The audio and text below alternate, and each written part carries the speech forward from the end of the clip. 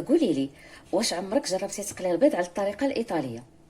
اليوم في منظر ومذاق غادي تكتشفي معايا المذاق اللي غادي يعجبك بزاف وغادي تعتمديه ديما. بقاي معايا باش تشوفي كيفاش توجدي هذا الطبق الايطالي.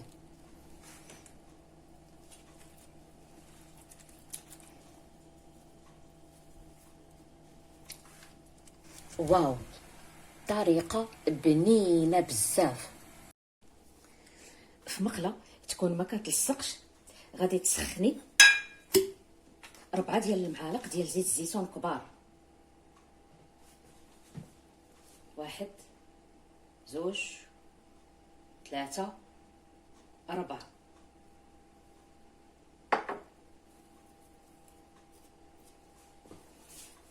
على نار متوسطه.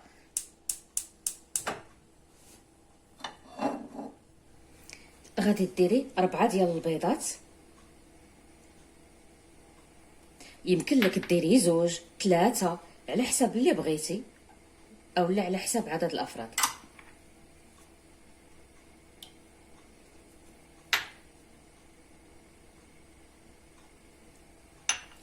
صافي، من توضعي البيض في المقله غادي تخليه هكا واحد المده ديال دقيقه حتى يبان هذا البيض هذا تجمع. طيبي، المهم ديري البيض عادي. غادي ترشي شويه ديال الملحه، ما تكتريش، شويه ديال الابزار يعني فلفل اسود، سواء يكون عندك فلفل اسود ابيض ولا كحل، اللي عندك هو هذاك. كي تشوفي البيض ديال البيض شد راسو وبدا يطيب، غادي ترشي 2 معالق ديال الفرماج احمر محكوك، الا كان عندك بارميزون اولا اللي عندك هو هذاك. غادي ترشيه فوق البيض وركزي على الجوانب ديال كل بيضه.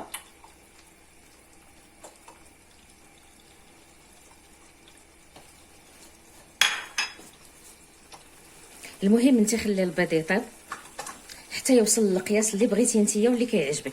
غير هما الايطاليين كيفضلوا الصفر كيكون سائل شويه باش يغمسوا فيه. من بعد ما يطيب ووضعيه في الطبق.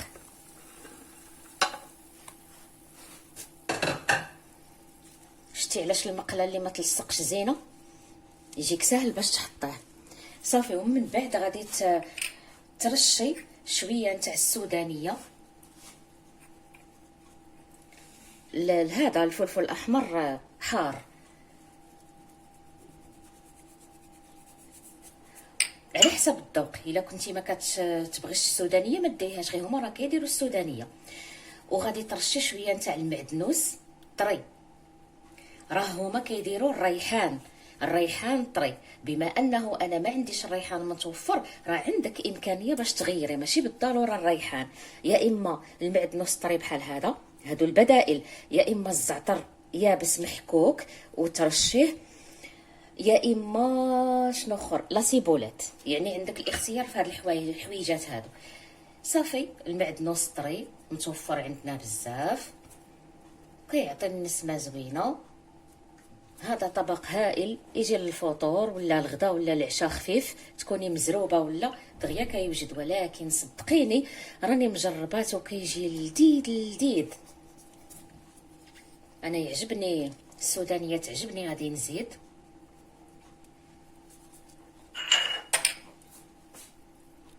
جربوا هذه الطريقه وردوا عليا الخبر في التعاليق، انا متاكده غادي تعجبكم. وبالصحه والراحه.